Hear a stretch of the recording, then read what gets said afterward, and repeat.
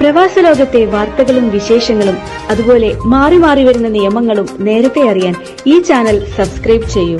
അടുത്തുള്ള bell icon enable ചെയ്യാൻ മറക്കേണ്ട. നമസ്കാരം, ഒമാൻ വാർത്തകളിലേക്ക് സ്വാഗതം. ഇന്ന് മാർച്ച് 23. പ്രധാന വാർത്തകൾ. ഇന്ത്യൻ രൂപയുടെ മൂല്യം വീണ്ടും ഇടിഞ്ഞു. വെള്ളിയാഴ്ച US ഡോളറിനും ഒമാനി റിയാലിനുമെതിരെ റെക്കോർഡ് തകർച്ചയാണ് നേരിട്ടത്. ഒരു റിയാൽ നൽകിയാൽ 216 രൂപ 30 പൈസയാണ് ലഭിച്ചത്. ദിവസങ്ങൾക്കിടയിലെ ഏറ്റവും ഉയർന്ന വിനിമയ നിരക്കാണിത്.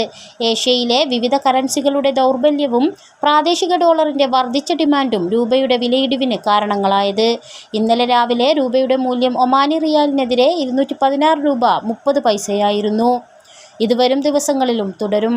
തിങ്കളാഴ്ച രാവിലെ വരെ നിലവിലെ നിരക്ക് ലഭിക്കും. അടുത്ത ആഴ്ചകളിലും സമാന നിരക്ക് തുടർന്നാൽ റമസാനിലും തുടർന്ന് പെരുന്നാളിനും കൂടുതൽ തുക നാട്ടിലേക്ക് അയക്കാൻ പ്രവാസികൾക്ക് സാധിക്കും. എന്നാൽ വിനിമയ നിരക്കിൽ ചാഞ്ചാട്ടമുണ്ടാകുമെന്നാണ് സാമ്പത്തിക വിദഗ്ധർ നൽകുന്ന സൂചന.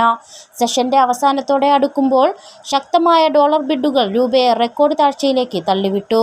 റിസർവ് ബാങ്ക് ഓഫ് ഇന്ത്യ ഇടപെട്ടുമില്ല. ഇഫ്താറിന് തൊട്ടുമുമ്പുള്ള ഷോപ്പിംഗ് വാണിജ്യ സ്ഥാപനങ്ങളിൽ തിരക്കിന് വഴിയൊരുക്കുന്നു. വൈകുന്നേരം 5 മണിക്ക് ശേഷം വലിയ തിരക്കാണ് ചെറുകിട സ്ഥാപനങ്ങൾ മുതൽ ഹൈപ്പർ മാർക്കറ്റുകളിൽ വരെ കാണുന്നത്. ജോലി കഴിഞ്ഞ് വീട്ടിലേക്ക് മടങ്ങുന്നവരും വീട്ടിലെത്തി ഇഫ്താറിന് ആവശ്യമായ സാധനങ്ങൾ മറന്നവരുമെല്ലാമാണ് 5 മണിക്ക് ശേഷവും വാണിജ്യ സ്ഥാപനങ്ങളിൽ എത്തുന്നത്. ബാങ്കിന് നിമിഷങ്ങൾക്ക് മുമ്പാകും ചിലപ്പോൾ ആളുകൾ എത്തുക. അത്യാവശ്യ സാധനങ്ങൾ തേടിയാണ് ആളുകൾ എത്തുന്നത്. ഇതിനാൽ തന്നെ ഉപഭോക്താക്കൾ സാധനങ്ങളെല്ലാം എടുത്ത് മടങ്ങുന്നത് വരെ കാത്തിരിക്കുകയാണ് വ്യാപാരികൾ. എന്നാൽ ഈ സമയങ്ങളിലെ തിരക്ക് ഇഫ്താറിന് കട അടയ്ക്കാനിരിക്കുന്ന വ്യാപാരികൾക്കും തിരിച്ചടിയാണ്.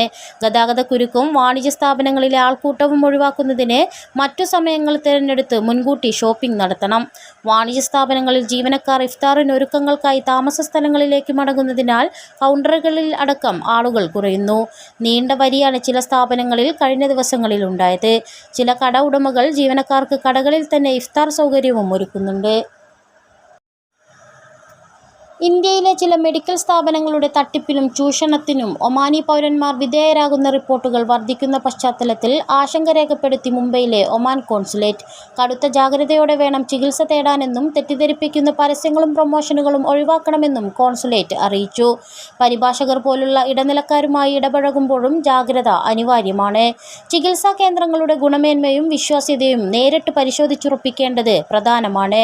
സുതാര്യമായ ചെലവ് ഘടനയോടെ സമഗ്ര ചികിത്സ നൽകുന്ന ആശുപത്രികളെ വേണം തിരഞ്ഞെടുക്കാൻ.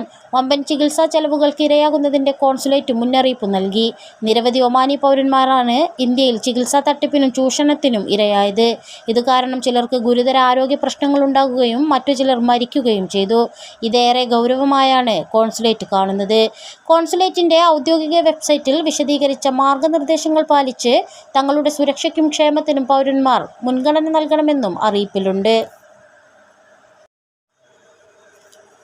ട്രാഫിക് സിഗ്നൽ ശരിയാക്കുന്നതിന് പ്രവർത്തിച്ച ഫുഡ് ഡെലിവറി ഡ്രൈവറെ റോഡ്സ് ആൻഡ് ട്രാൻസ്പോർട്ട് അതോറിറ്റി ആദരിച്ചു. ഒരു ഇൻ്റർസെക്ഷനിലാണ് ഡെലിവറി ഡ്രൈവർ സിഷാൻ അഹമ്മദ് ഇർഷാദ് അഹമ്മദ് എന്ന പാകിസ്ഥാനി തൻ്റെ മോട്ടോർ സൈക്കിൾ നിർത്തി ട്രാഫിക് ലൈറ്റിൻ്റെ തൂങ്ങി വീണ ഭാഗം വിദഗ്ധമായി ശരിയാക്കിയത്. ഇർഷാദ് അഹമ്മദിൻ്റെ ഈ പ്രവർത്തനത്തിൻ്റെ വീഡിയോ വൈറലായിരുന്നു. അൽവാസൽ സ്ട്രീറ്റിൽ നടത്തിയ അഭിനന്ദനാർഹമായ പ്രവർത്തനത്തിന് RTA ചെയർമാൻ മഥാർ അൽ തായർ വ്യക്തിപരമായി സിഷാനെ അഭിനന്ദിച്ചു.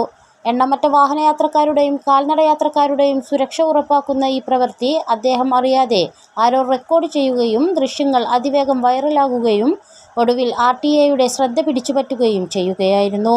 അദ്ദേഹത്തിൻ്റെ കമ്മ്യൂണിറ്റി കർത്തവ്യബോധത്തിലും മതിപ്പുളവാക്കിയ RTA സിഷൻ്റെ നിസ്വാർത്ഥ പ്രവൃത്തിക്ക് അദ്ദേഹത്തെ ആദരിക്കണമെന്ന ആഗ്രഹം തൊഴിലുടമയെ അറിയിക്കുകയായിരുന്നു.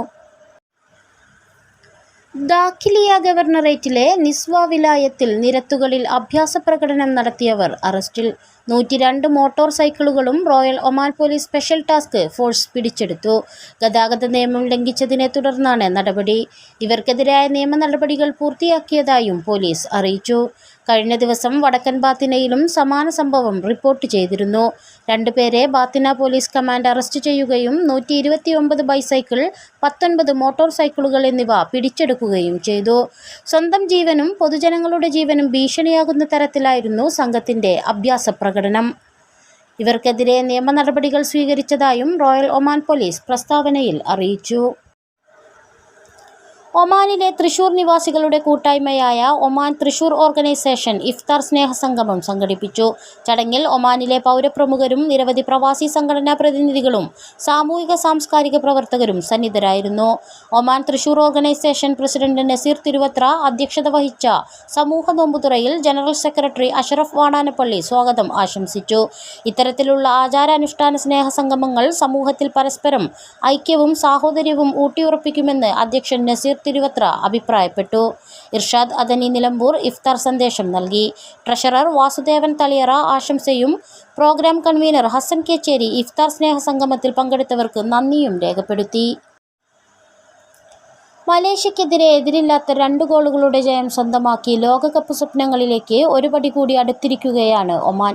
സുൽത്താൻ കാബൂസ് സ്റ്റേഡിയത്തിൽ സ്വന്തം നാട്ടുകാർക്ക് മുമ്പിൽ കാൽപന്ത് കൊണ്ട് വിസ്മയങ്ങൾ തീർത്താണ് ചെമ്പട മലേഷ്യക്കെതിരെ ഗ്രൗണ്ടിൽ നിറഞ്ഞാടിയത്.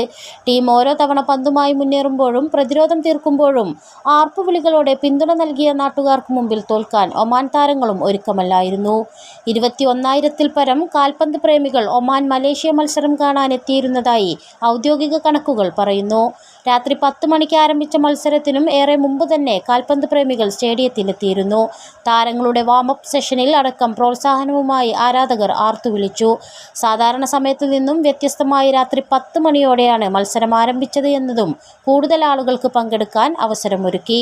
ഗ്രൂപ്പ് ഡിയിൽ ആദ്യ 2 മത്സരങ്ങളിലും വിജയിച്ച 1-ാം സ്ഥാനക്കാരായി ഒമാനെ നേരിടാനെത്തിയ മലേഷ്യ ആദ്യം തോറ്റത് ഒമാന്റെ കാണികൾക്ക് മുമ്പിലായിരുന്നു. ശക്തരായ മലേഷ്യയുടെ മികച്ച പ്രകടനങ്ങൾ പുറത്തെടുക്കാൻ പലപ്പോഴും താരങ്ങൾ മറന്നു. ഒമാൻ താരങ്ങളാകട്ടെ കാണികൾ നൽകിയ പിന്തുണ ഊർജ്ജമാക്കി വിജയം മാത്രം ലക്ഷ്യമാക്കി കുതിച്ചു. ടീമിന്റെ വിജയത്തിൽ ആരാധകരുടെ സാന്നിധ്യം ഏറെ ഗുണം ചെയ്തുവെന്ന് പരിശീലകനും താരങ്ങളും മത്സരശേഷം പ്രതികരിച്ചു. മസ്കത്ത് KMCC കണ്ണൂർ ജില്ലാ കമ്മിറ്റിയുടെ ആഭിമുഖ്യത്തിൽ ഹൈദരലി ശിഹാബ് തങ്ങൾ അഹമ്മദ് അനുസ്മരണവും ഇഫ്താർ സംഗമവും സംഘടിപ്പിച്ചു. പ്രസിഡന്റ് PAV അബൂബക്കറിന്റെ അധ്യക്ഷതയിൽ ഡോക്ടർ ഗൾഫാർ മുഹമ്മദ് അലി ഉദ്ഘാടനം ചെയ്തു. തിരുവനന്തപുരം സ്വദേശി ഒമാനിൽ നിര്യാതനായി വെമ്പായം ശ്രീജ ഭവനിൽ ശ്രീജിത്താണ് ഇസ്കിയിൽ കഴിഞ്ഞ ദിവസം മരണപ്പെട്ടത്.